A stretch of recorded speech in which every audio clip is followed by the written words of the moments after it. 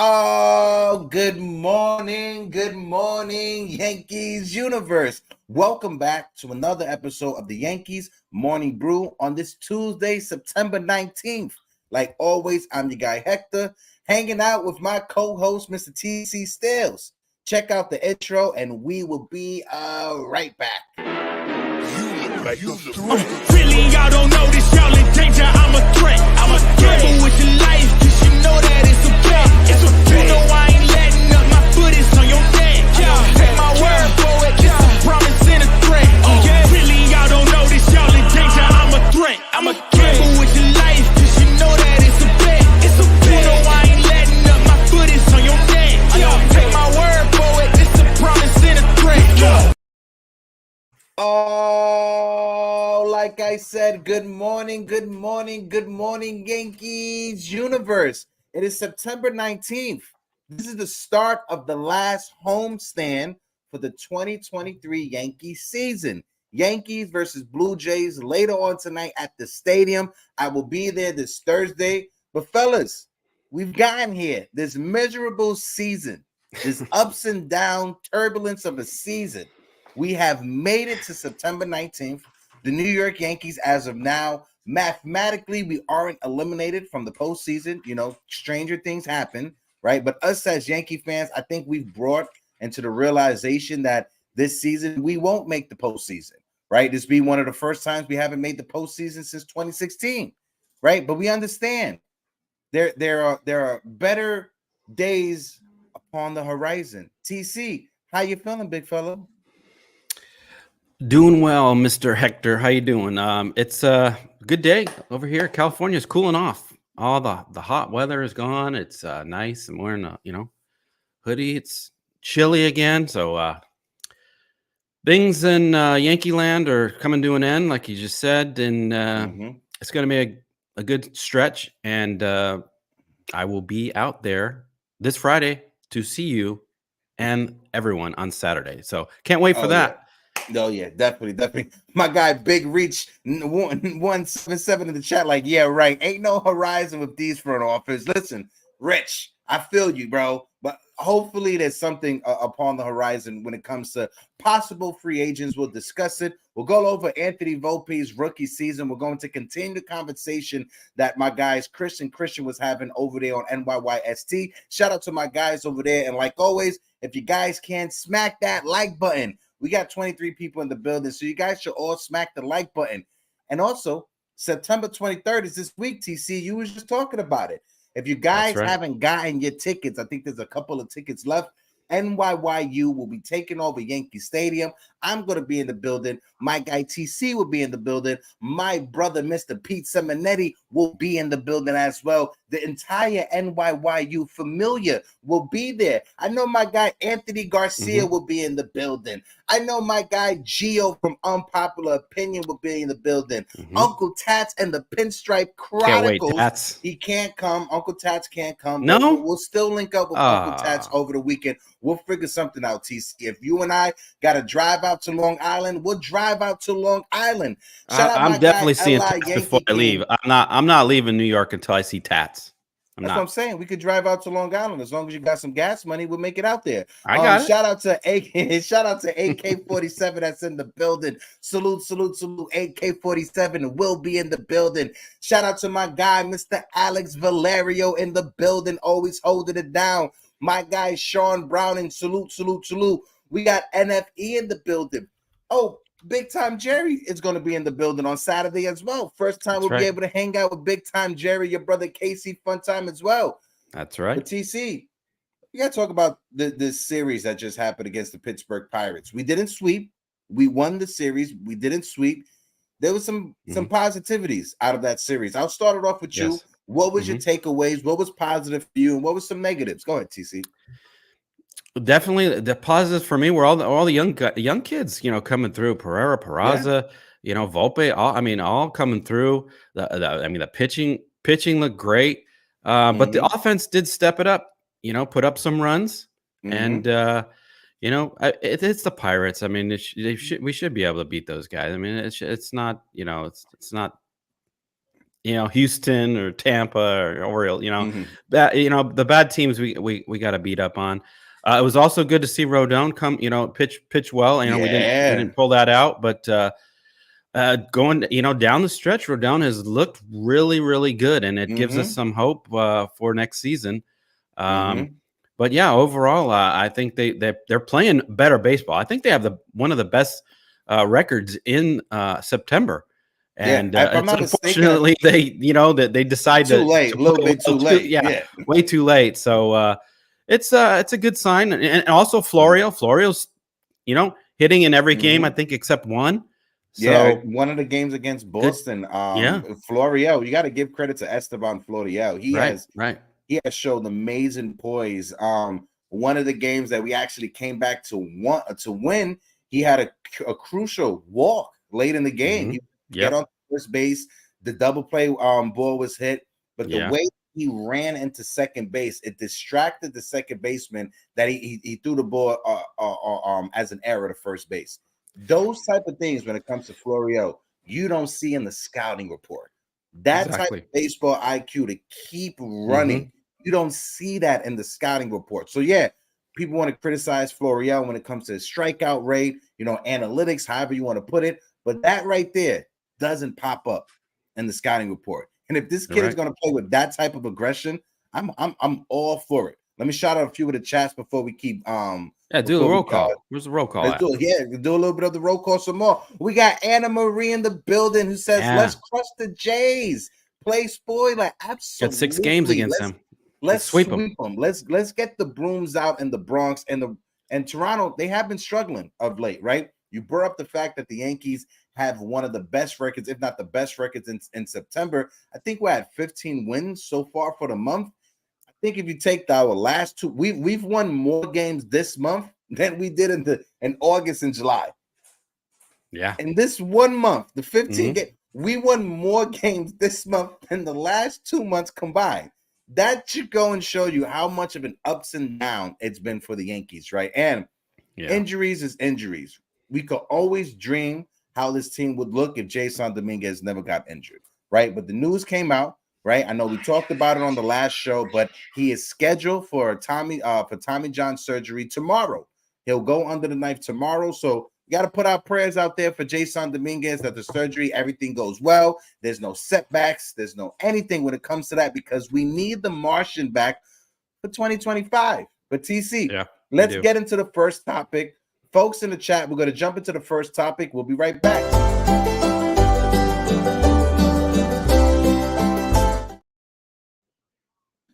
And the first topic is Anthony Volpe. We got to talk about his rookie season. You got to think of it. Anthony Volpe, 20 plus home runs, 20 plus stolen bases, and he has a high possibility, a high chance of winning the Gold Glove.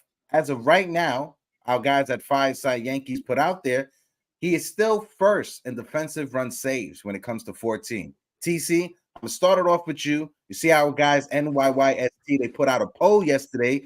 Majority of Yankee fans, 80% of the fans that voted on this poll says that Anthony Volpes had a solid and encouraging rookie season. What's your thoughts on the TC? People in the chat, let us know as well. When it comes to Volpes season, what's your thoughts? Yeah, I think at the beginning of the season, I was probably, he'll never be special or bust. I was kind of in that camp. Very, very slow start. Arm looked weak at short. We weren't sure if that was going to be his position.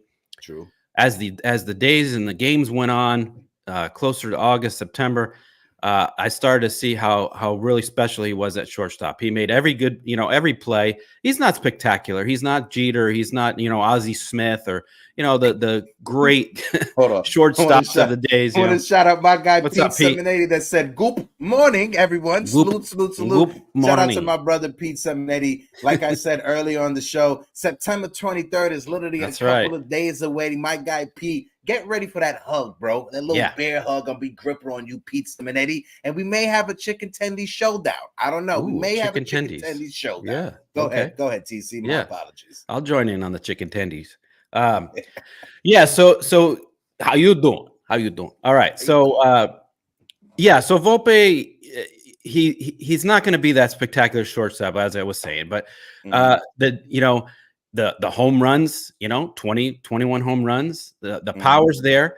The average, not so much. The on base percentage. I mean, at the beginning, he was getting on base, stealing a lot of bases, and it kind of tapered off for a while. So I don't know if they told him not to steal as much or not. I don't know what happened there, but very, very encouraging, solid, encouraging season. I'm right there with these guys from NYYST. What I see from him is a promising kid. Give him time. He had, this is his first full season. We were saying about Pena from the Astros. His first full season, he wasn't a real, superstar. I mean, it took him a while. So, Volpe figured it out. I'm going to mention it. The chicken parm helped his stroke, helped his hitting. Take a shot. Take a shot now. That the whole thing, we'll put that behind us for next season. We won't be talking about that anymore because now he's got 1 year under his belt. He's got his buddy Wells with him, so they can talk it out and whatever tweaks they need to make. But very, very promising. I like what I see. I think he is the future shortstop for the Yankees. Yep. Yeah, no, he definitely is the answer in the future at the shortstop position. Like I said earlier, make sure you guys go and check out. If you haven't watched that episode from Christian from NYYST, make sure you guys watched it. I watched it last night around like 1 o'clock in the morning while I was doing my prep for the show. They had a great conversation discussing Anthony Volpe's rookie season, right? And like I said, our guys over there at Fireside Yankees, they put out there that Anthony Volpe is still first in defensive run saves. Right now that Wander Franco, his baseball career is done. Anthony Volpe, the only person that I can see that would challenge for that Gold Glove is Gunnar Henderson. But like I said last time we was having a conversation, Gunnar Henderson has split majority of his time between third base and shortstop. So I'm not sure if they'll give him the shortstop Gold Glove or the utility Gold Glove. Last year with Aaron Judge, we all saw how amazing Aaron Judge was in the outfield. He should have won a Gold Glove. But the Yankees, they split up his time between right field and center field. It hurt his chances of getting a Gold Glove for either position. So when it comes to Gunnar Henderson, I can see Gunnar getting the utility Gold Glove like DJ LeMahieu got last year, right? So Anthony Volpe may walk away his rookie season, Gold Glove, 20+ home runs, 20+ stolen bases. And I think us as Yankee fans coming into the season, if anyone would have said that this is going to be Anthony Volpe's stat line, 9 times out of 10, I think we would have been happy with it. TC, what's your thoughts? Yeah, no, I think that's what we all wanted to see is the that 20 home runs and the 60 RBIs and the 20 stolen bases. We'd all be happy. The average is low, but it's his first year. Around the league, the averages are low. So that's just what it is nowadays. But that's not just the Anthony Volpe situation. That's an entire MLB issue league-wide, that's going on. The batting average is down league-wide. Yeah, but again, the spotlight was on him because it was his first season at short. Short's a big position, and the fact that everybody around him was having terrible seasons. That's why all he very critical on Anthony Volpe. So next year, going into the next season, he's going to have all the pressure off. We'll have a fresh, hopefully a fresh new lineup, some new blood in there, new guys around him that can help support Judge and whoever else that they're wanting to keep out there in the lineup. So things are looking up for Volpe, and I can't wait for next year. I'm ready for let's go spring training. And shout out to my guy NYY News El Numero Uno Ruben, who is in the chat, that said Volpe has had one of the best bad seasons. If you know what I mean, Oh no, Ruben, I get exactly what you mean. And shout out to my guy Ruben. We was last night we was in Uncle Tat's chat. Shout out to Uncle Tats and Sunil for holding it down in the midnight hours. But we was having a great conversation back and forth if Puerto Rico should get a MLB team. And I'm 100% on board with it. So shout out to Uncle Tats for having that conversation last night. But no, when it comes to Volpe, let's give the grades, right? People in the chat, let us know what grade do you want to give Volpe. I think Anna Marie put out there a B+. For me, it's a B- for Volpe, right? And that's only because of his batting average. If his batting average was 230, 240, I can give him a B or a B plus. But the fact that his batting average is below 220, that's why I'm going with a B minus. It's not a C, it's still a B minus. If he gets the Gold Glove, then I'll tick it up to just a solid B. What about you, TC? Yeah, I'm kind of on board with the B minus. Yeah, with the average.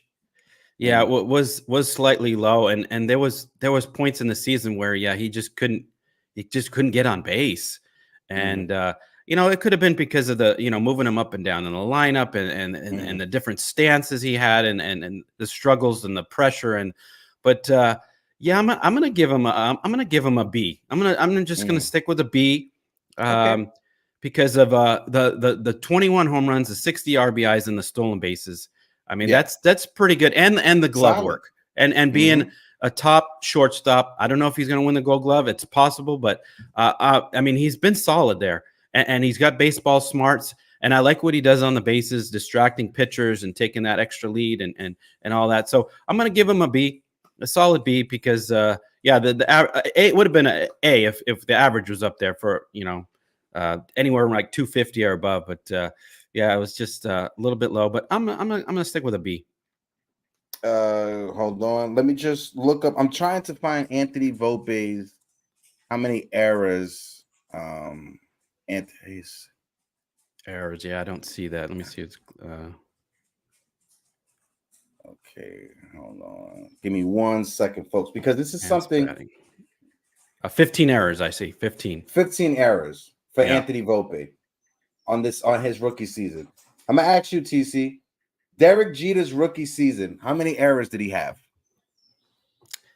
I know in the minors he had a lot. His rookie season in 96. 96. How many errors did Jeter have? I want to say 17, 18 maybe. People in the chat, how many errors do you think the great Derek Sanderson Jeter had his rookie season? Derek Jeter had 22 errors. 22, okay. Yeah. His rookie season. So as of right now, Anthony Volpe has less errors than Derek Jeter had his rookie season. Anthony Volpe right now, like I'm going to keep pointing to my guys over there at Fireside Yankees because they go hard when it comes to the analytics. Anthony Volpe is still number one in baseball now that Wander Franco is gone when it comes to defensive runs saved. I got a question for you, Hector. I want to go ahead. Toss this out to you and the chat. Do you think at the time Derek Jeter was coming up, he had the same hype around him as Anthony Volpe?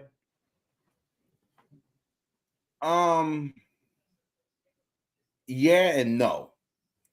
The reason why is because when Derek Jeter came up, the 24/7 news cycle when it comes to the media right now, specifically in sports, wasn't what it was now, like back then, right? He didn't have the hype because there was no Derek Jeter before him, right? Anthony Volpe got the hype because people were labeling him, this is the next Derek Jeter, a young kid from the city, right? Family ties to the city. This is a kid that could be a marketing tool. That was Anthony Volpe because Derek Jeter came before him. Right. There was no other great shortstop before Derek Jeter. Right. Yeah, you had your stables that have been there for years and stuff, but nothing on the level of Derek Jeter. Derek Jeter broke the Yankees home run record when it comes to home runs in a season. Right. That's what Jeter broke. Anthony Volpe basically almost came close to breaking that his rookie season. Yeah. Right. So did he have the hype like Volpe? No, but there's reasons why the hype wasn't as big. Right. Yeah. And like Sean brought up, he's replacing Tony Fernandez. So Volpe has big shoes to fill. So, but when it comes to Jeter, his hype was the fact that he was the highest draft pick we had in a long time. Jeter was, I think he went 6th in the draft, so he was a top 10 draft pick. Anthony Volpe wasn't a top 10 draft pick. So when Jeter was drafted, and also Jeter, when he was in the minors, consistently was hitting over 300. Like he wakes up out of bed and he was hitting over 320 every level he was at. So if they had what we do, right? if they had a Yankees Morning Brew back then, if they had the Yeah. pipe, if they had Pete, if they had the Yankees Farm Report, Derek from MRI Recap, social the hype media would have been big for Derek Jeter. But no, I gotta agree with you. Derek Jeter didn't have the same hype that Anthony Volpe had. And we brought up that Jeter made a lot of he made over 30 errors, I think, in AAA. He made a lot. So yeah, I don't think the pressure was on Volpe. There was not that much pressure on Derek Jeter to be the 100%. superstar player, and the rest is history. 100%. And let's look at some of the chats before we jump over to the next topic. My guy Elias says, I think Volpe was like the 22nd or 23rd pick. Yeah, he was in the 20s when he was drafted by the Yankees. Ruben said, if Jeter was a prospect today, it would have been wild. Put Jeter's rookie year in 2023, he would be considered a superstar instantly. Absolutely. If the media today, if the media back then in 1996 was what it was today, you got already, the New York City media was already topped. But if it was like it is today when it comes to social media and everything else, Jeter, his stardom would have been through the roof. It would have been like Kobe when World Kobe Series was drafted by the Lakers. First season. Instantly. Also, we got 40 people in the building. If you guys can't smack that like button for your boys. And Jeter in the World Series, the poise and the way he carried himself, it was like another day for him. It was unbelievable. I always go back and watch tape on 96 World Series, and it's just unbelievable. That game was a game 6, I think, off Maddox, just that base hit. Just solid, unbelievable. What a career. Let's look at some of the grades from the chat before we jump to the next topic. Our guy 7 said, I would give Volpe a B-. Probably should be moved to second. Eventually should have signed Corey Seager. Yeah, listen, that's a big miss. Corey Seager is my MVP. Now that Shohei is done, the Yankees aren't in it. Aaron Judge is not having an Aaron Judge season. Corey Seager is the MVP. I don't care what anyone says. Corey Seager, hands down, is my winner to win the MVP right now. Yes. I would love if the Yankees would have signed him. This was a guy that he grew up a Yankee fan. Corey Seager grew up a Yankee fan wanting to come to the Bronx, just like Bryce Harper. But that's another conversation for another day. Let's keep looking. Let's see what else we got here. Jerry Cadell, big time Jerry. I agree with you guys. A B to B-. I don't want to be too critical on the kid. All right, respect Jerry. Our guy Fritz. Shout out to Fritz Walter, my guy Fritz. In general, Volpe ain't the issue. As usual, leadership struggles to build around Judge and him. I don't think any of us would disagree that. Alex Valerio gives him a B-. And I think Uncle Tats was the closest to when it comes to his era. Jeter had 22. Tats got it there with 21. Shout out to my guy Philo. Jonathan Philo? said, isn't Corey Seager in the NL? No, he's with the Texas Rangers. Corey Seager's with the Texas Rangers. Used to be on the Dodgers. AK-47 said, you think Boston will land Ohtani? I don't think the Red Sox. Again, I'm sticking to the fact that I think Ohtani is going to sign on the West Coast. There was a report that came out over the past couple of days that baseball insiders, basically everyone that's on the inside of baseball, if Shohei Ohtani says he'll be willing to go to the East Coast, everybody has it that Steve Cohen is going to outbid everyone. Right. So Steve Cohen, if Shohei Ohtani wants to come to the East Coast, the rumor is that Steve Cohen is going to go hard for Shohei Ohtani. And also a baseball insider with NPB, with the Japan League, with the Nippon Professional Baseball League, came out over the weekend and said, I've never seen the Yankees be so aggressive when it comes to scouting a Japanese player. This is what the scout says in NPB. When it comes to the Yankees, targeting Yamamoto, the scout said, I've never seen the Yankees over the past 20 years be as aggressive as they are with Yamamoto. And that's talking about the Yankees acquiring Matsui. That's talking about the Yankees acquiring Tanaka. So right now, when it comes to it, the Yankees, they're going to go hard for Yamamoto, right? I don't want to say it's a sure thing, it's in the bag, but like my guy Ruben said, Yamamoto, you are a Yankee. Basically, hopefully the Yankees get that deal done. But let's switch gears and let's look at the 2024 team. We got some players that I want to talk about, and let's see if they're going to be a part of the 2024 team, or will they be included in the trade to bring someone else. So let's start off with the first one, and the first one is Esteban Florial, right? My guy Gino on Twitter said Esteban Florial has looked about as good as I remember him, showing confidence and awareness at the plate. even versus lefty pitching. There has been lots of late bloomers in MLB. He's been a pro for 8 years. He is only 25 years old still. Time would tell. When it comes to Esteban Florial getting an extended look, I agree with him. In the time that he's been up here, I think there's been 2 or 3 games he hasn't hit in. I think it was one game against Boston. I think it was two. I think it's been 2 games. I think it's 1 game against Boston and 1 game against Pittsburgh that he hasn't got a hit in. Every other game he's been up here, he's gotten a hit. TC, what's your thoughts on Florial?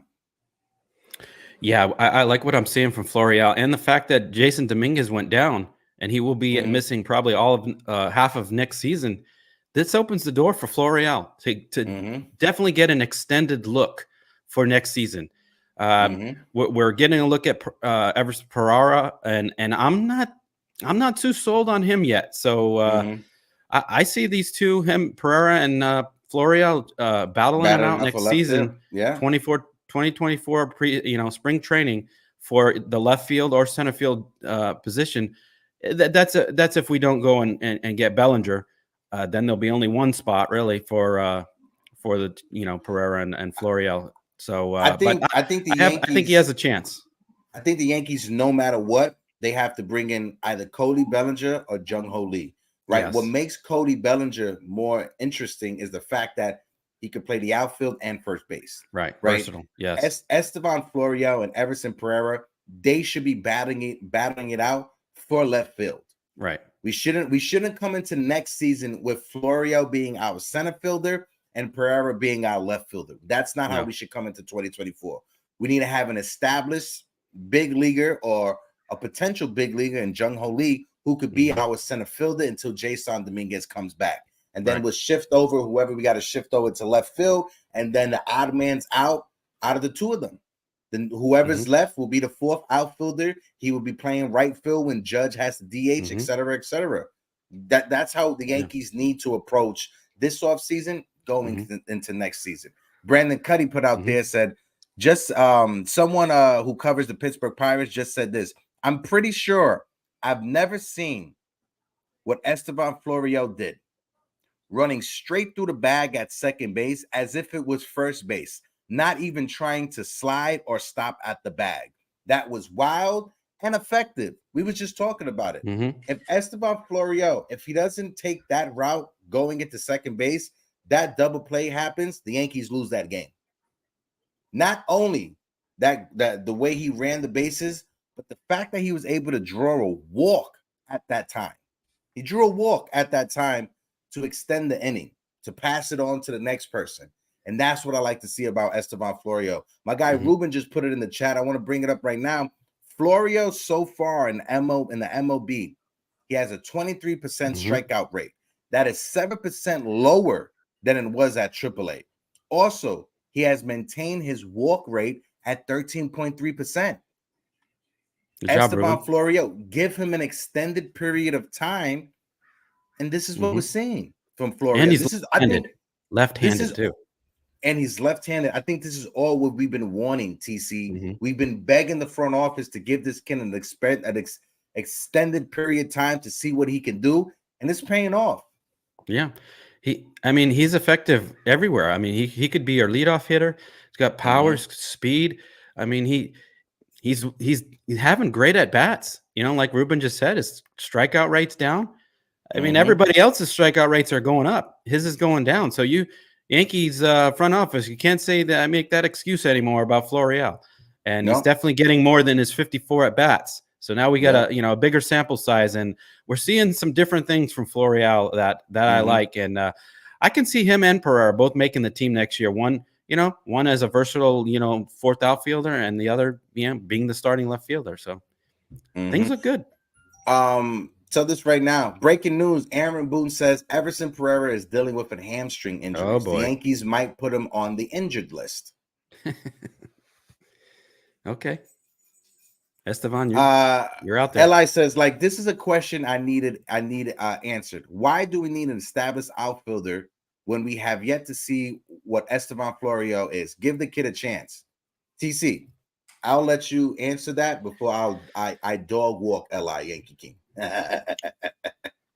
Well, Yeah, I'd love to see Florio get a chance, but I don't want everybody I don't want all prospects in our outfield. We need another established basically a center fielder. We need a center fielder. Left field's up for grabs again, like this year. I mean, we have the same issue we had at the beginning of this season.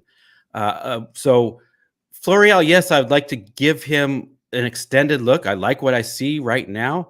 But between him and Pereira, I gotta see a little bit more in spring training and give them, a chance to see who can come out on top to be the starting left fielder next season. But I don't want to have both center and left as prospects. We just have to have more established major leaguers if we're going to go anywhere. We're not. It's not a rebuild. So we need to have some, major league ready guys, ready to go. Like Ruben just said right here, this is perfect. Start the season, you can have Bellinger as your center fielder, Florial you can have in left field, Aaron Judge is your right fielder. Then going into 2025 or even in the middle of the 2024 season, you can have Florial and left field, or we can have Florial in center field, Dominguez in right. Oh, wait. Florial in left field, Dominguez in center, Judge in right, and Cody Bellinger as your first baseman. Right. That's why Cody Bellinger, as much as I love Jung Ho Lee and his ability, especially at the leadoff spot, I think he'll be phenomenal. Cody Bellinger's ability to play first base is what makes him so appealing to me. It's what makes him so. And I'm still on the fence because I know Cody Bellinger has an injury history. Jung Ho Lee, that strikeout rate is legendary. If that can translate over to the big leagues, that would be amazing. But how can you deny Cody Bellinger? I know a lot of Yankee fans are saying that Cody Bellinger, he's just going to get his bag and get injured for the Yankees, but this is a gamble that you got to take. Right. You're at the craps table. You're in the casino. You can't be scared to pay to spend money. Scared money don't make money. Give me a Yo 11. Ride. Let it ride. Press it. Let it ride. Yeah, how about both? How about let's get Lee and Bellinger? How about that? And Yamamoto. What do you think? Then that means we're getting rid of Anthony Rizzo? No. Where's Rizzo going to play? Bellinger, and then Lee will play left, or move Bellinger to left, put Lee in center. I mean, you got options. All right. If the Yankees want to go all in like 2009, that's what they do. But I don't see the Yankees going after both or going after all three: Yamamoto, Lee, and Bellinger. I think it will be two of them, and I think the smart choice will be Bellinger and will be Yamamoto. Yamamoto is an automatic. I'm gonna say that right now. Yamamoto's an automatic, so it's going to come down between Jung Ho Lee and Cody Bellinger. Do the Yankees want to deal with two international superstars coming onto the team when it comes to Lee and Yamamoto? I'm not sure. Hey, stranger things have happened. Yeah, I wouldn't mind Yamamoto and Bellinger. I'm just saying, if they go out there and get all three, I'm happy. You can call me Mr. Happy McSnappers. I'll be happy for the rest of the season. But I just don't think it's happening, TC. Well, let me ask you this. Do you think Anthony Rizzo will be Anthony Rizzo next season? I mean, are you sold on him bouncing back and giving us something? At the age that he is at, hold on, let me just double check it. I know we went over his age. His glove is great at first. You can't deny that, but he's going to be 35 next season. He's going to be 34 going into next season. He will be turning 35 in August. It's just coming back from concussions. How many players, especially that late in their career, has been able to bounce back from concussion and the back issues he's had, and the back issue? So when it comes to Rizzo, I'm just not too sure, bro. I'm really not too sure. He's been an amazing Yankee, right? As being like the second best hitter on the team. He's been more of a second leader on the team. Great leader, He's great close friends with Aaron Judge. Like I said on the last show, if the Yankees decide that Anthony Rizzo is not the answer after this offseason, if Anthony Rizzo can't come back and bounce back, if Anthony Rizzo doesn't see that he can continue his major league career, if he retires, the Yankees should bring him in as a coach. I don't care what anyone says. Bring him in as a coach because he is still a big part of that clubhouse, especially from a leadership aspect. Yeah, and Steve just put in the chat, if Rizzo is not fully recovered by spring, he just might retire. Yankees won't trade him if he's A-OK. We need his glove at first and his left-handed bat. I agree. First of all, Totally. I agree 100% with Steve said in that in that comment right there. But can we just take a moment to acknowledge how sharp Steve looks in that profile pic? Stevie Pooh, you look amazing, my Is guy. that I just him? want to say, Wow, very that is. dapper of you. You look amazing, Steve. I got to shout that out real quick. Shout out to my guy Steve. Is he coming? Is he coming to the event? He'll be at Is the he? event this Saturday, so we'll Oh be able to wow! meet our guy, Yes, Mr. Fly Guy, Steve Schumann. Will definitely be in want the to shake building his hand Saturday. and you know, tip I my think he's cap. going to the Very game on sharp, buddy. Friday, also the 22nd, if I'm not Okay. mistaken. I think he'll be there also. Yeah. Yes, Gonna he get just along put in with the chat. Big Time Jerry. Yes, I see him and Big Time Jerry talking it up. Oh yeah, definitely. Let's switch it up, right? Because we got to talk about another player that he's been amazing over his past few starts. I know we was worried. I know we was having a conversation on who has had a worse season, Carlos Rodon or Luis Severino. But we got to talk about Luis Severino, right? My guy Joe Randazzo on Twitter points it out. Carlos Rodon had that fiery, overpowering fastball against Pittsburgh and in Boston. In his last two starts, he is averaging 96.4 miles per hour. It's a tick up from where he's been because his previous 10 starts, he was only averaging about 95 miles per hour. The Yankees have gotten the healthiest version of Carlos Rodon lately. It's just a shame we weren't able to see this all year. It's very much a shame we didn't see this all year, but it's still good signs to come when it comes to Carlos Rodon. My guy Dylan as well, who's a part of Fireside Yankees on Twitter, it's been a rough season for Carlos Rodon, first in pinstripes, but his last two starts have given the Yankees signs of encouragement. Can he carry this turnaround over into next season? I definitely think he can. People in the chat, let us know what's your thoughts on Rodon over the last few starts. TC, what's your thoughts? Yeah, he's definitely looked different his last two starts. I think he's even topped out at 100. I think the radar gun picked him up at 100. So last three pitches that he threw in Pittsburgh, 99, 90, 98, and 99. Yeah, so and we forget that he missed 2-3 months of the season. So those first 7-8 starts was basically a spring training. So what we're seeing now is mid-season form of Rodon. And I that gives me, I'm excited to see next year. Hopefully no setbacks, and he off season, he keeps himself healthy and doesn't listen to the Yankees training staff at all. Gets his own people in there and works on maybe slimming down or just taking pressure off his back. I know the back issues were barking at the beginning of the season. So I like what I see right now. I mean, he's just he works well with Austin Wells, and that's a good team sign. up. So it's a great sign for next season. And then hey, if we get Yamamoto with Rodon, Yamamoto, and Cole, look out. It's going to be a great season. That's a three-headed monster. That's a three-headed monster right there. AK47 in the chat who says, what do you think changed Rodon? What caused his better performance? It's funny that you asked that question, but two things. One, he's healthy, but also I want to point to an article from Tom Verducci. Tom Verducci had a conversation with Matt Blake over the weekend, right after the last start in Pittsburgh. My guy Joe Randazzo on Twitter, thank you for putting this out there, but this is what Verducci said that Matt Blake told him. Yankees pitching coach Matt Blake said that him and the staff, they've been implying, or they've been trying to get Carlos Rodon to use his lower half more efficiently and be more directional towards home plate. It didn't begin with him sinking more into his extension. It began with making his movements more in line towards the plate. He was spinning off of his line just a bit, and we wanted to get back in line when it comes to a direct path to home bait. The extension from his arm was the result of just better mechanics. So when it comes down to it, it's better mechanics, and it's the pitching coach and the staff recognizing something. I think this is the first time we could point to Matt Blake or anyone from the coaching staff. We put Sean Casey aside because he came in the middle of the season, but this is the first time that we could point to the coaching staff and say they did their job. They saw something was wrong. They was looking at the tape. They had the conversation with Carlos Rodon, and they told him, you got to fix this up. And it's paid off over his last two starts. And that curveball has looked so much sharper. We got 50 people in the building. If you guys can't smack that like button. Totally agree. See, I'll throw it over to you.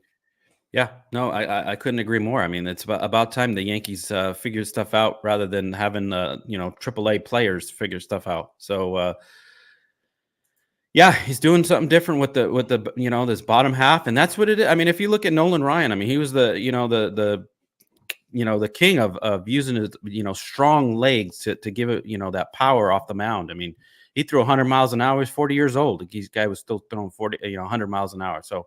They've tweaked something with Rodon, and hopefully it carries off over to next season, and we see this Rodon, not the the Rodon right off the injured list. So big things for next year. So I can't wait. Yeah, like I said, his last 3 pitches he threw in Pittsburgh. The first one was 99 miles per hour. The second one was 98. And the last pitch he threw was a 99 mile per hour swing and miss. Effective. Guys, let me know in the chat. People in the chat, let us know. Is this encouraging? Do you like what you're seeing from Carlos Rodon? And do you think he's going to translate that and bring that over to next season? I think he is. TC, what about you? Oh, for sure. This was a feeling out period for Rodon this year. I mean, his first year with the Yankees, he's it just didn't start off right. He injured, and he first time he comes back at Angel Stadium, he's blowing kisses to the fans and all that. Get that out of the way. He's healthy now. There's great signs of the coaches figured stuff out, and him right behind Garrett Cole for next season. Yes, I see it. I see a 1-2 punch, and we're hoping for Yamamoto, but. If we don't, we still have Rodon and Cole for next season, and it still looks good. 1-2 punch is great. Steve just put a question out there and says, this is something that I don't have the answer to, Steve, but I'll try to get my best answer to. He said, guys, what do we do on Saturday if the game is rained out? Whether it's still looking bad with showers all day. I don't want to jinx it, but this is what I'm going to tell you. Right now, I'm looking at the weather report, and on my end, it's a 60% chance that our area is going to be hit with showers. They're not going to be hurricane-esque showers. So good thing about the Audi suites is that we're inside, right? So even if we got to stay till later on in the day, we'll stay till later on in the day. I think the Yankees are going to do everything they can to get this game in. I'm not sure if they want a doubleheader the next day, but even if it's rained out, those tickets are still good for the next day. So that's the only thing that I can say when it comes to that. But let's not try to jinx it. Yeah, let's try to put that good energy out there. But I think when it comes to Rodon, I think I'm gonna bring the good weather from California out there. I'm gonna bring it. Go ahead, bottle it up and bring it out there. But for his entire season, I don't think this is the season that we wanted for Carlos Rodon. No, not at all. We've seen some encouraging sights over the past couple of starts. He's looked really well. He brought up the fact with Austin Wells, he is when Austin Wells is his catcher, his ERA is under 2. Everyone else, his ERA is over 6. So there's something good there between him and Austin Wells. I think it's the mustache. It's the power of the mustache between the two of them. But let's switch up topics. Him and Wells, go over the dynamic duo, right? They got the, like Philo says, 55% chance of rain. My guy Philo in the chat. But let's switch it up and let's talk about the Yankees bullpen, right? Because this is something that Yankee fans during the season we've seen how good this bullpen can look, but sometimes this bullpen blows up and it looks disgusting. You look at the numbers right there that's on your screen. The Yankees are first in ERA, opponent batting average, opponent slugging, and in ground ball rate. That's awesome. But when it comes to inherited runners, this is what the graphic doesn't show you. When the Yankees relievers come into the game, if there's runners on the base, the Yankees are the 5th worst in allowing that run to score. So that's what we have to work on when it comes to our bullpen next year. Clay Holmes, I don't think he's the answer at the closer. As a closer, I think the Yankees need to go out there and get an established closer or find someone who can become an established closer. But I think Clay Holmes is best suited for the 8th inning or the 7th inning. TC, what's your thoughts? Yeah, that's where I do see him. I'm a little iffy on him being the closer, but he has of late looked pretty good. I mean, I don't know. I would rather have him be a seventh, eighth inning guy, but Fireside brings up a great thing about Johnny Brito. Wow, Go out of ahead, the read it bullpen, off. he has Go been ahead. phenomenal.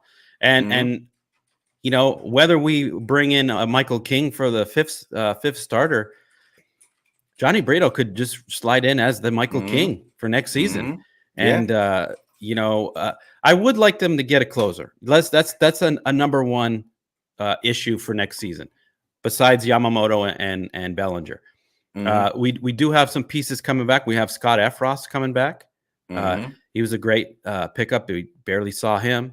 You know, Loaiza's been hurt. He'll be back.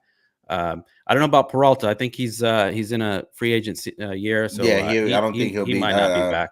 The Yankees they overuse him. He's the next Scott Proctor. I don't think he hasn't been the same. He hasn't been the same since that middle of the season hiccup on the IL. Yeah. So there's a lot of ifs. You know, it's up in the air for the bullpen next year. I mean, we also have Randy Vasquez. We have Beater. We have Warren.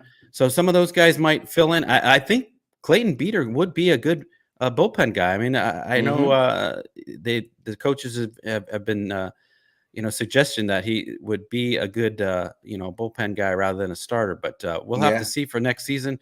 Spring training will, you know, have some answers, I guess. As far as the bullpen, but I would like to. And then we get Middleton. I don't know. I think he's. We only had him for a year. We'll see if they re-sign him. I think the Yankees should re-sign him. He pitched phenomenal. I think he had an ERA under 2.50. He looked phenomenal since coming over to the Pinstripes. He looked good, but I see a couple guys Yankees going after.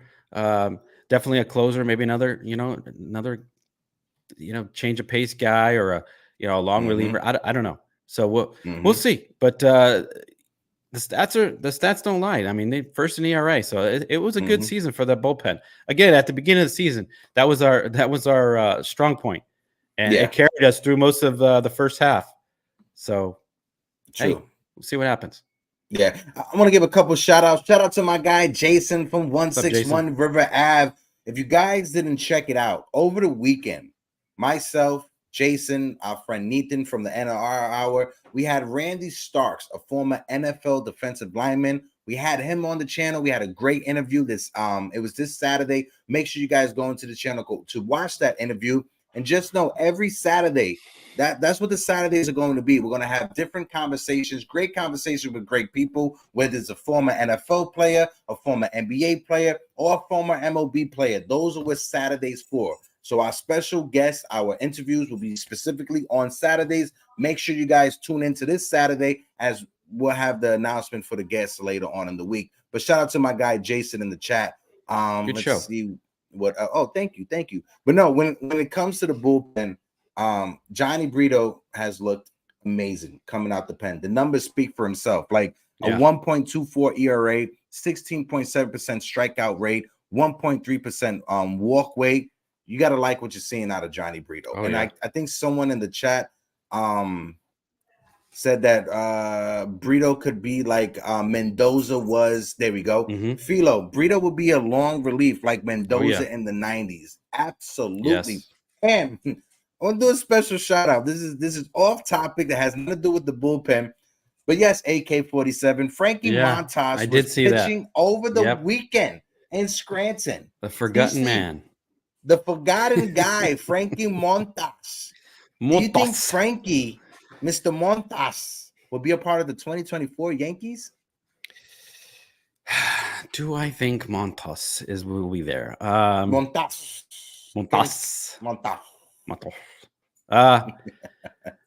We will have to see. But hey, if he's healthy, why not give him a shot for? I mean, we got some open rotation spots for next season.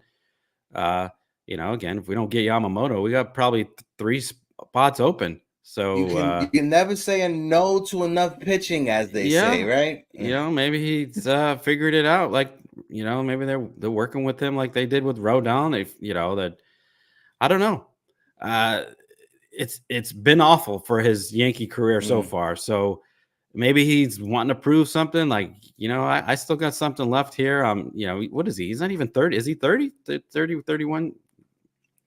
I don't even know how much. I think he's 29, turning 30. If I'm 29, not 30. I mean, mistaken. he's still got a lot of juice in the tank there. So hey, we'll see. Give him a shot.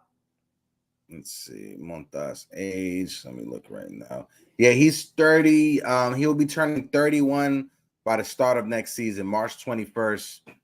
He'll be the start for next season. It's his birthday, I should say, to the start of next season. But I don't know, man. Do I want Frankie Montas back? No, I don't want Frankie Montas back. Yeah.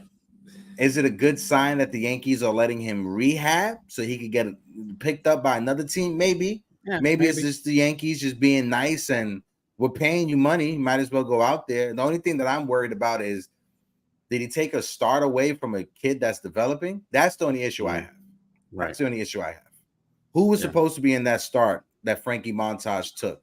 You know, that's the only issue I have. I know Cashman wants to see Montas because he doesn't want to. He doesn't want to have. He doesn't want to look like egg on his face. Look like a total idiot with that bad trade. But that's some of the guys we got rid of aren't doing well anyway. So that trade doesn't look as bad. But we'll see. We'll see what happens. Yeah. Hey, if he works out, that's a plus because we're definitely not counting on him. So there's a conversation that's going on in the chat between Steve Schumann and LI Yankee King about Ian Hamilton potentially being the closer. Forgot about Ian Hamilton. What's your thoughts on that? And people in the chat, chime in as well. Are you guys okay with the Yankees making Ian Hamilton the closer? I don't know. If it comes down between him and Clay Holmes, if Ian Hamilton could stay healthy, I'll lean more towards Hamilton because Hamilton is more of a strikeout pitcher. Clay Holmes is more of a ground ball pitcher, right? For me, our closer has to be a strikeout guy. You gotta be able to strike him out, right? If I had to choose between Clay Holmes and Ian Hamilton, like I said, choosing between those two, it would be Ian Hamilton. I would have Clay Holmes be the setup guy. Because how many times, we could point this back to last year, how many times did a fielding error in the ninth inning cost us the game? Last year, Josh Donaldson had about 3 fielding errors in the ninth that cost us the game. Gleyber Torres as well. This year as well from Gleyber Torres in the ninth. So when it comes to that ninth inning, it has to be a closer that's a strikeout guy, not a ground ball pitcher. That's just for me. That's just for me how I look things, right? When it comes to, and then Steve Schumann pointed out as well, when it comes to our runners inherent runners scoring, that has more to do on the fact that the Yankees this season is more of a ground ball type of bullpen and not a strikeout type of bullpen. You look right there, over 51% of their outs are via the ground ball. When it comes to the bullpen. Yeah, for me, I wouldn't mind giving him a shot. Ian Hamilton has proved that the pressure like I said, doesn't get to between those two, between Clay Holmes and Ian Hamilton. That's the parameters of the convo. Yeah, the thing that gets me with Clay Holmes is his wildness. He reminds me, going back to '96, is John Wetland.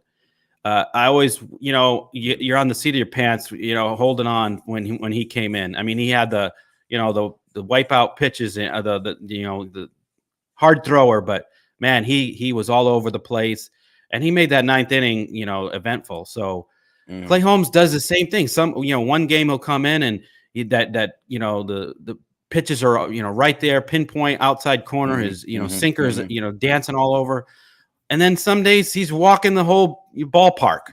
He's walking bases loaded and has to try to escape with a miracle. So.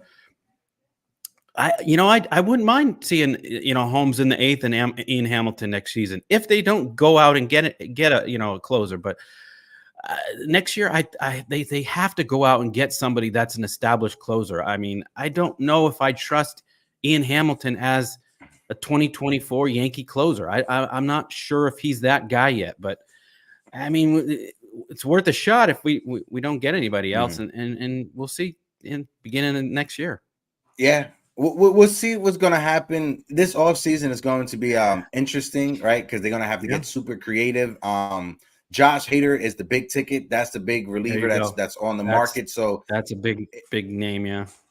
not only is it a big name, you're gonna have to outbid the San Diego Padres, who has money to spend, and they've been spending money crazy when trying to re-sign their guy. So it's not like you're going to have to outbid other people in order to get a Josh Hader, right? So I'm not sure if that's the way the Yankees are going to go. Let me shout out a few people that's in the chats. My guy Joe that's in the building. Joe, how you do? I think I saw Alex and Luca, the Big Blue in the Bronx podcast. Shout out to my guys who've been covering the Giants, and shout out to the Giants for a nice win over the weekend. I noticed we're talking Yankees, but football is here. The Giants won. Colorado and Deion Sanders won, so I'm a bit happy that Deion Sanders got that win as well. I'll tell you this right now. I've never been into college sports. Never whatsoever, TC. Deion Sanders has made me a Colorado football fan. I'm just telling you that right now. That was the design. Right, the design was to bring everybody in for the and he's done it. And he's done it. I'm brought in. I'm ordering my hat next week. I'll have my Colorado hat coming in next week. But back to the conversation. David Bednar. Is David Bednar a free agent this offseason? I think so. I did I think he was one of the names I did look up, but I got another question for go ahead, bro, to throw out there. So as far as next season goes, 2024 season, priority wise, what do you think's our priority? Is it, rank our priorities? Is it starting pitching? Is it offense, or is it the closer? Offense, in the order? Offense, in order, yeah.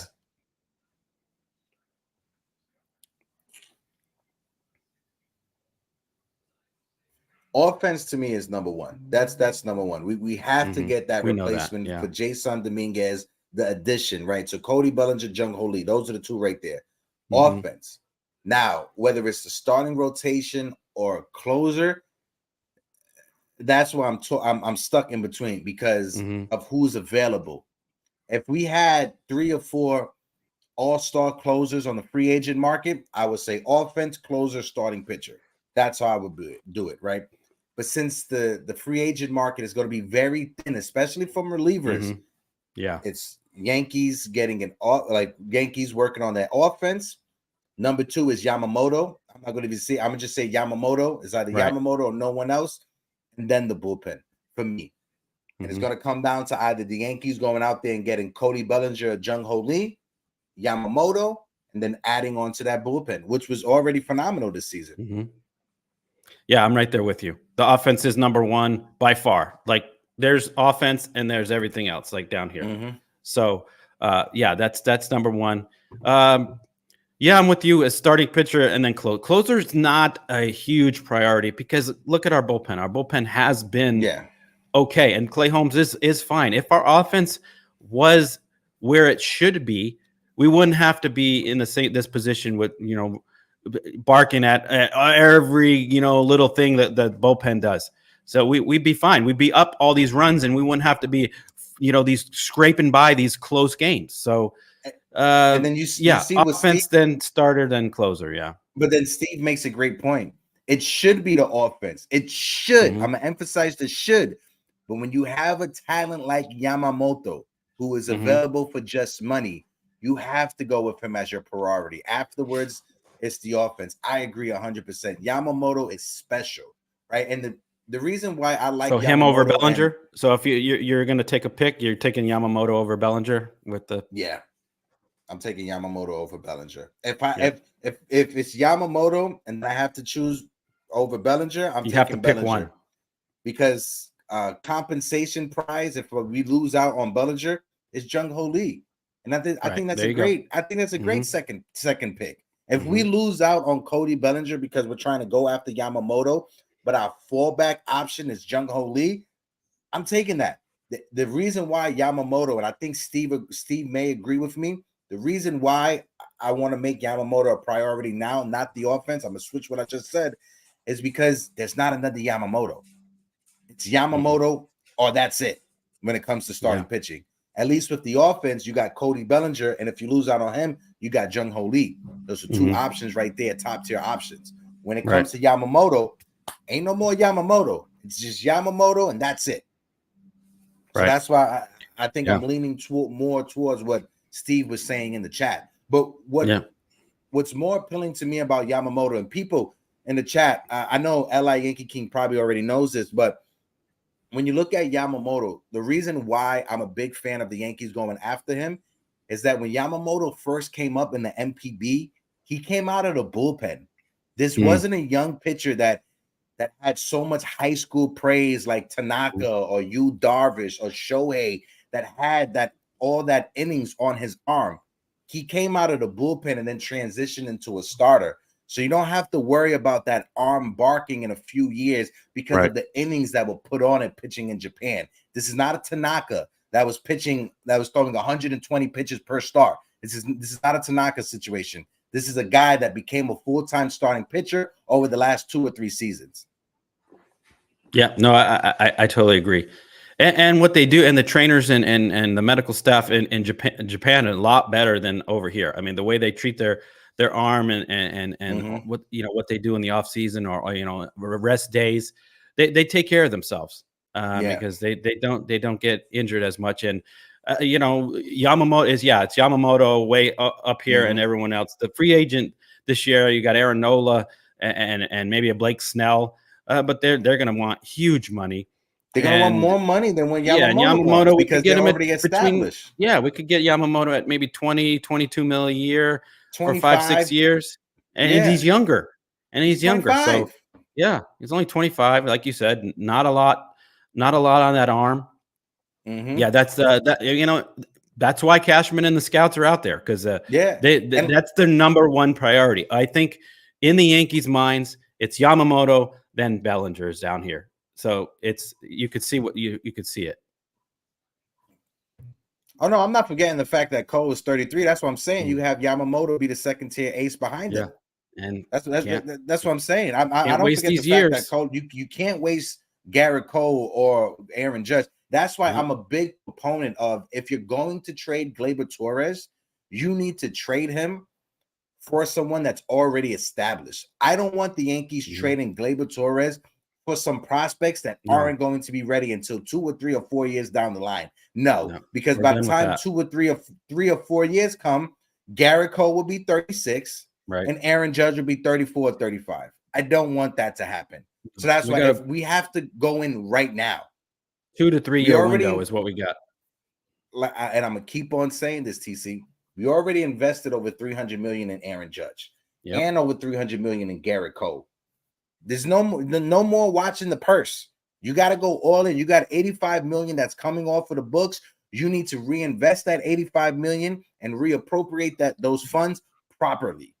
Yes. Right? So let's just work. I know we've done this before, but let's just do the math. $85 million, right? 25 million go to Yamamoto. We got 60 million left. Right. Now, what are you more comfortable with, TC? Are you comfortable with? Let me switch up the graphic because gotta have this sexy ass Cody Bellinger Yankee. Like he just looks amazing, and it look right. Picture perfect shades. Yankee right there. Hell bro. Are you kidding me? Out there looking like the Silver Surfer. But what would you be more? What would you be willing to do? Offer Cody Bellinger a contract, $30 million per season over 5 or 6 seasons for Cody Bellinger, or offer Jung-Ho Lee a 6-year contract, 20 to 25 million. What are you more comfortable doing? Are you comfortable in giving it to the player that's already MLB established, who won an MVP in the NL? Yes, he's been battling injuries over the past couple of seasons, but he had an amazing bounce back season this year. I think his batting average is 320, if I'm not mistaken, but he has over 20 home runs, a 320 batting average, and his versatility. He can play the outfield and first base. Or Jung-Ho Lee. What's your thoughts, TC? Well, I'll look at it this way. Let us know. Chime in. Let us know. Who are you willing to go in for? I am not sure if I want to put 25 million into Jung-Ho Lee because he's yet to show me what he can do at the major league level. That's the only thing. Japan is a different story. Well, he plays in Korea. On the other hand, Japan. He plays in Korea. Korea. He was born in Japan. No, he's Korean. He's Korean. Yamamoto is from the MPB. Jung-Ho Lee is from the Korean League. Okay. But yeah, the baseball a little different. It's not MLB. So given Bellinger 30 mil. Yeah, it's a stretch, but he's proven. I know he has some injury, questions. But he in the Yankees' minds, he's left-handed power hitter. That's what they like, and the versatility, first and the outfield. Um, Looking at that perspective, I'd probably be more comfortable getting Bellinger at the 30 million. So what's that leave us? Another 20 million? 25 million to mess around with. 20 million, 25 million. Yeah, that's where I'm at. Okay. But again, if we lose out on Bellinger, I wouldn't mind Lee, but if I'm gonna look at contracts and look at what player I'd rather get, I think there's a little bit more positives from Bellinger. I mean, I know Lee is a he's a leadoff guy and he's a contact hitter, which we need. I'd love to see both, but that's probably not going to happen. My guy Yankee Source on Twitter, I want to bring this up, and great comments in the chat. I'll highlight you as well, especially my guy Joe, who said the Yankees will need to spend in the outfield to cover for the loss of Dominguez, but they have some options. Jung-Ho Lee and Cody Bellinger are both center field options. Lee gives them more money flexibility because it will cost less with great potential, but also a greater risk as well. Bellinger is a game changer next year if the Yankees can get a 2023 version of Bellinger. Yamamoto and Lee will be a pretty good pretty good offseason for the Yankees to add depth and outfield and high quality starting pitcher. It's a big offseason, and it's one that can either make or break you. And I definitely got to believe this is a make or break offseason, right? When it comes 100%. Down to what the Yankees are going to do. They can't make mistakes. Like you said, this is they have to hit on every guy they get. The money has to be spent in the proper place. No more, guessing on players, no more DFA guys, no more of those. No more. Bring in the major league ready guys, and hopefully Cashman has some, Manaea and Sabian helping him out, giving him advice. Using the analytics to their advantage and getting the right guys. I mean, the guys are right there ahead, right in front of them, to pick up.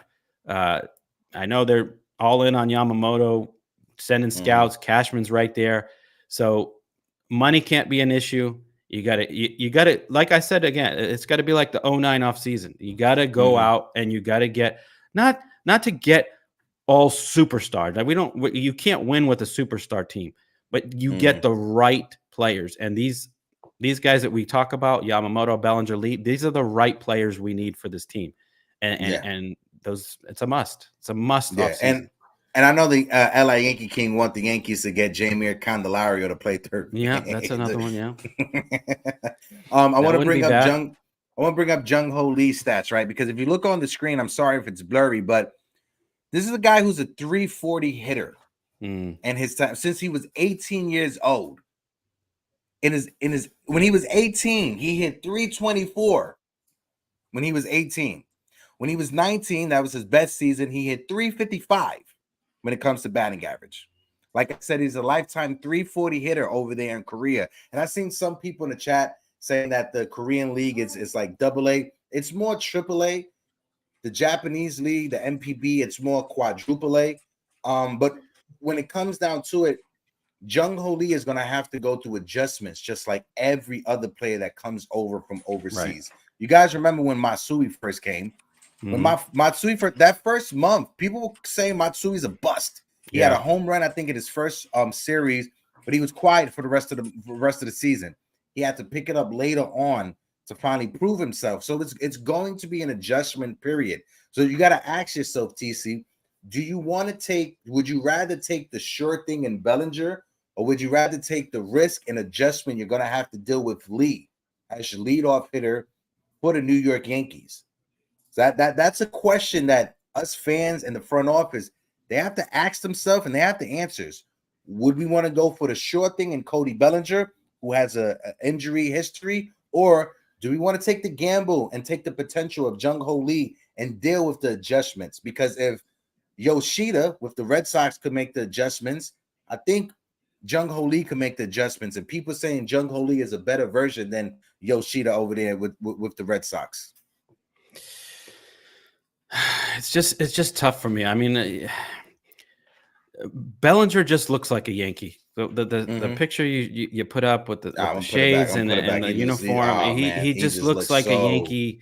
Him in between Judge and Stanton, it just, man, that would look great. Then the versatility.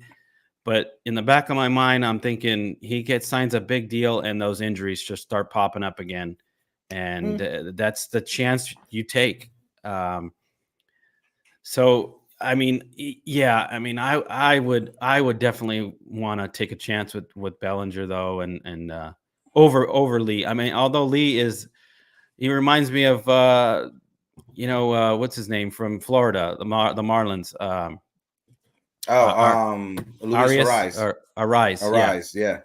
I think he's going to have a similar career to him with just on base threat, just constantly, getting hits 3 for 4 every game. And but it's going to take time for him. It will. He's not going to come to the majors and just hit 350 right off the bat. I think it's going to be a feeling out, learning period for him. But I just can't pass up. I mean, look at that. I just can't pass up on having Bellinger right in the middle of that lineup. He just looks so good. And Anna Marie just put Harrison Bader on the IL. Oh, poor Bader. Poor Bader, bro. That sucks, man. He can't stay healthy. That sucks, man. That sucks, bro. And it's not his fault. It's just his body. He can't stay healthy. He goes 120%. He can't control that. Yeah. And you don't want to play like Harrison Bader to not go hard, because that's the thing that appeals. That's how he plays. Harrison Bader. Yeah, just like Judge. Look at Judge. Crashed through the wall. He doesn't know how to play. Half. Exactly. Like Stanton does. Stanton plays at 50%. So we need more Judges and Baders out there. Also, too, when it comes to Cody Bellinger, he's 28 right now. He'll be 29 next season. Jung Ho Lee, still young. He'll be 25. It's a 4-year difference, right, between Cody Bellinger and Jung Ho Lee.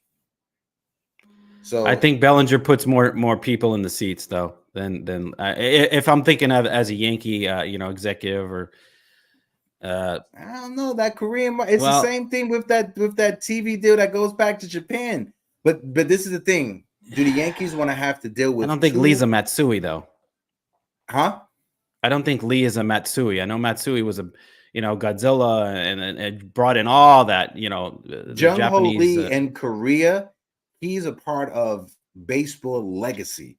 His father and his grandfather are basically. It would be just like if you had a lineage with the Yankees, if you had Mickey Mantle, and then Derek Jeter was Mickey Mantle's son, and then Jung Ho Lee is Derek Jeter. That's how it is with Lee's family out there in Korea. So when it comes to it, he's a rock star out there in Korea. He comes from a lineage of just greatness, right? He's not a home run hitter like his father was. His father was a phenomenal home run hitter. But when his father made that transition from the Korean League to the Japanese League, it wasn't the same numbers. His father struggled over there in Japan. So that's what I'm talking about. It's always a risk factor when it comes to the adjustment. And can he make that adjustment? I think Cody Bellinger, if we're looking at the window of opportunity and to win now with Judge and with Garrett Cole and Rodon, it's definitely Cody Bellinger. Definitely Cody Bellinger. I think Jung Ho Lee, you'll have to wait a year or two to get the better version of him. With Cody Bellinger, you'll get Cody Bellinger with what you got in Chicago, hopefully. Hopefully he can continue that. That's the thing. Are we going to get that version? Or are we going to get the 2020 version or 2021 version of Bellinger? They rolling the dice like you're on the craps table again. You're rolling the dice. And like I said earlier, do the Yankees want to do it's already I want to say an issue, but it's already a big thing when you bring in Yamamoto and that meteor circus that's going to follow Yamamoto. Do you also want to bring in Yamamoto and Jung Ho Lee with his meteor circus? I think it would be too much for the Yankees, even for the New York Yankees to deal with. So I think if I'm with the Yankees, I'm picking one or the other, and I'm gonna pick Yamamoto, and I'm gonna go with Cody Bellinger as the outfielder. Yeah, and again, it also depends too if they talk to Anthony Rizzo, and if Anthony Rizzo says, "Hey guys, I'm going to step away from baseball," then Bellinger's you're by far you have to get him. Mm-hmm. But if Anthony Rizzo comes back and he's looking, like the old Anthony Rizzo, and he's get the concussion issues out of the way, they might actually lean toward Lee. And Bellinger might even be surpassed 30 million. He might want, he's got Boris, right, as his agent. So That's he the might, thing. yeah, If he wants more than 30 million, I'm hanging up the phone. right. People in the chat, let me know, where are you hanging up the phone at when it comes to Cody Bellinger? Where are you stopping it? For me, 30 million is the max I'm giving him. The max. I'm not giving him more than 30 million. Yeah, if he wants 35 like 8 million years, I'm good. How many? What's the max for you when it comes to years for Cody Bellinger? For me, the max would be 5 years. If you want to put a 6-year option with a vesting choice between both, you guys can part ways and he still gets paid. I'll be happy with that. But for me, 5 years with that vesting option for the 6th season. That's why I'm capping it. No more than that. Yeah, I'm with you. 5 to 6 years, no more than 30. If he wants over 30, no, forget it. I'm hanging up the phone. He's not. Or I'll tell him, listen, Garrett Cole makes this. Carlos Rodon makes that. Aaron Judge makes this. You are going to be Aaron Judge's Carlos Rodon. You're going to get the same amount of money Carlos Rodon gets. If I'm the Yankees, that's how I'm approaching it. Garrett Cole's our ace. He gets this. Carlos Rodon gets that. Aaron Judge is our top slugger. You're not Aaron Judge. So this is what you're going to get. The same as Carlos Rodon. What's your thoughts about that? Steve just put in the chat. Yeah, Boris is they're gonna be looking for 8 years, and that's so if they're looking for 8 years, I'm hanging up. I can't do that. No, I can't give Cody Bellinger that's 8 years. We got too many guys. Yeah. No. We put too many years into some of these players, and we still have Stanton on our roster. That's another. No, I can't put that many years into Cody Bellinger. No. Steve said, would you do 36, 37 at the end of his? No. Yeah, Steve said, would you do 8 years at 25 million? No, not doing 8 years at 25 million.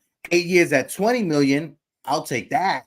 8 years at 20 million, I'll take that. But no, he's not going to settle for 20. I'll give you 5 years for 30 million, extra 5 million per season than what Steve is offering. But 8 years, 25 million, it's just the 8 years, bro. Like you said. And Boris knows that the Yankees are heavily involved. So the price is just. He knows they're going to be playing the Yankees. Hey, you always got to do that, especially Scott Boras. It's not the first time Scott Boras uses the Yankees as leverage. No, hell no. No, I'm not like Anna Marie says down there. I'm not going past 5 years. 5 years is the most. I ain't doing more than 5 then years. I don't think we get Bellinger then, because I know Boras and he's going to be pushing 8 for 30, 8 for 32. He's going to that thing. So and then if that's the case. Then Jung Ho Lee, he ain't a bad second option. He's not a bad second option. And that's what we need. We need that contact. We have the home run hitters. We need the contact hitters. We need a leadoff hitter. DJ LeMahieu is not a leadoff hitter. He is a different type of hitter than what we're accustomed to in the line. I'm gonna just read my guy on Twitter. Stanton MVP 2024 says, since we in a rain delay, let's talk about someone who should be the number one target this offseason. 25-year-old Jung Ho Lee. He is an outfielder who bats lefty and throws righty. In 7 seasons, he has an 898 OPS. He hits for average and he slugs. His home run numbers, if you look at him, obviously young age or whatever, the most home runs he hit in the season was 23 this last season. So as he's gotten older, he's come into his power a bit more. He still hit 319 this season. He hit 320 this season. Last year, he hit 349. The season before that, he hit 360. The season before that, 333, 336, 355, and 324. We haven't had a hitter like that since Jeter. No way. Yeah. And then like Sean Browning puts up a good point, too. 8% strikeout rate. And Lee is more affordable. And with the Korean market, he will pay for himself more than Bellinger. Absolutely. Yep. You got to look at it from 2 ways. One, it's more fiscally responsible to offer Jung Ho Lee a 6-year deal than it is Yes. for Cody Bellinger. Jung Ho Lee would be cheaper I trust than that. Cody Bellinger. And Jung Ho Lee, like Sean Browning says, the marketing that comes with him will pay for himself. Those are every checkbox the Yankees like. He's cheaper, he's younger, less injury concerns when it comes to Lee. He's played how many games he's played his first season 144 games, second season 120, third season 140, 123, and 142. So out of the 7 seasons he's been over there in Korea, he's played over 140 games in 5 of those seasons. In 5 of those seasons. And there's a lot, like Steve says, there's a large Korean population in NYC and Queens specifically. So do you think by them getting Lee, does that alter the position for Dominguez? Do you think Lee, that if Lee, say we get Lee center field, Dominguez slides in at left? I'll put Lee to play left field just because Lee he's a Gold Glover in Korea when it comes to the outfield. So I'll have Lee play left field. Left field in Yankee Stadium is basically a center field in any other ballpark. You just have to worry about the angles and the sun. The sun hitting you is different than it is in center field. But when it comes to Lee, I'll have him as our left fielder and Dominguez in center field. Yeah, no, I don't know. I think I might have it the other way. I think the Dominguez in left and then Lee, if he's accustomed to center field. Either way, either way. And then also when it comes to Jason Dominguez, if you look at his numbers in the minors, you got Spencer Jones that's on the right. Yeah. Spencer Jones, I know a lot of people are saying, oh, let's go after Cody Bellinger so he could be the replacement for Anthony Rizzo. Spencer Jones, he plays both the outfield and first base. You have to remember that. So Spencer Jones, he could either be your center fielder or your outfielder, or he could be your first baseman option for the future. Yeah. So when it comes to Spencer Jones, you have some ways to mess around with it when it comes to Jonesy. Can we put that picture on the Bellinger picture and then just transfer it to Spencer Jones? Just picture Spencer. Just put Jones here, and but we can't argue. Bellinger. We can't argue that Cody Bellinger doesn't look amazing in a Yankees uniform. Yeah, that's one thing we cannot disagree on.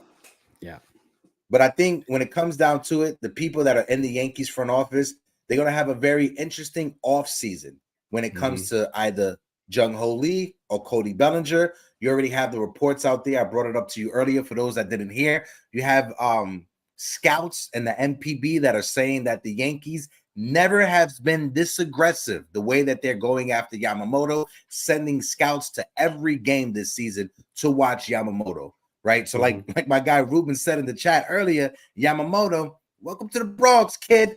But I don't want to get too out there, I don't want to touch the money a little bit too quick because you still got 29 other teams that the Yankees are going to have to compete with.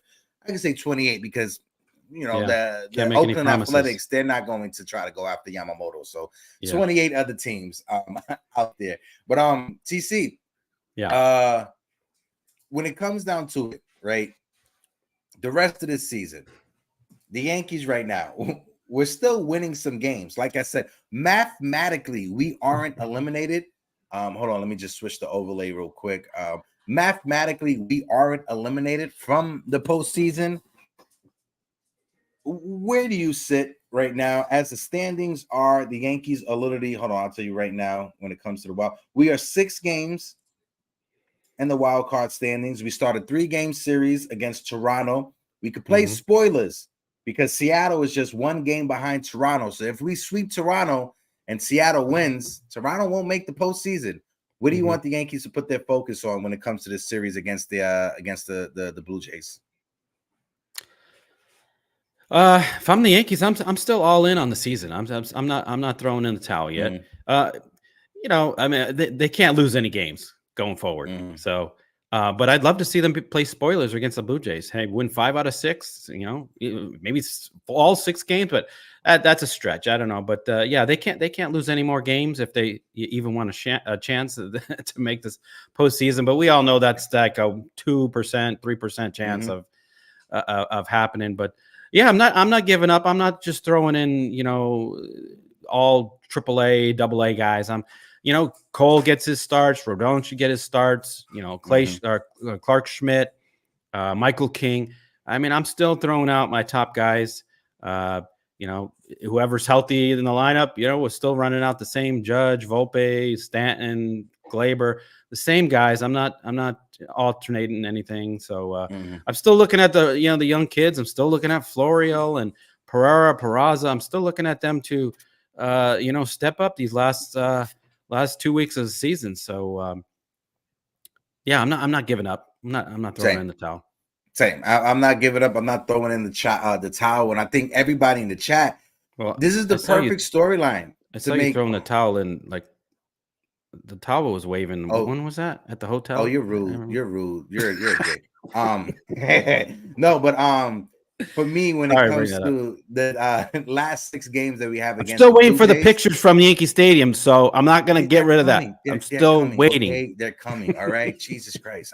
I was trying to save them for the end of the season so we can have like a little video for the end of the season. Right. They're coming. But anyway, all right, I'll stop. I'll stop. I want to see Vladimir Guerrero eat his words.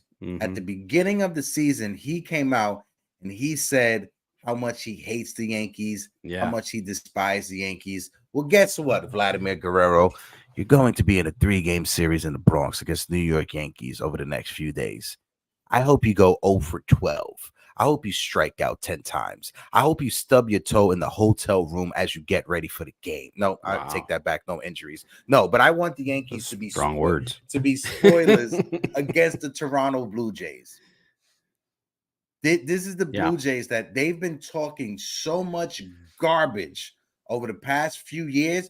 You would think they won 3 World Series in a row the way all the trash that they talk. So I want the Yankees pedal to the metal. Aaron Judge, that's right. I'm spicy right now. I'm very spicy.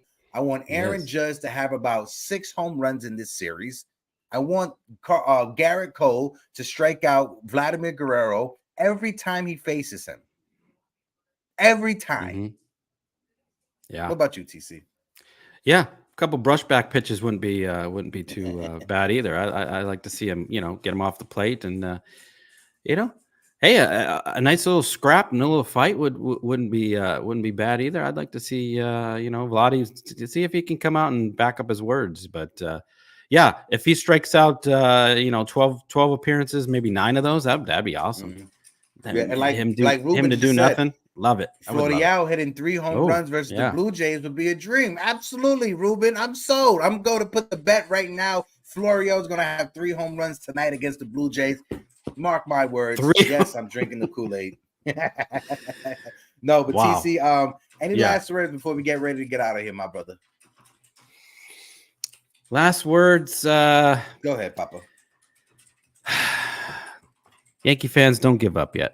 Don't give up. Right. We got 12 games left. Let's go 12-0.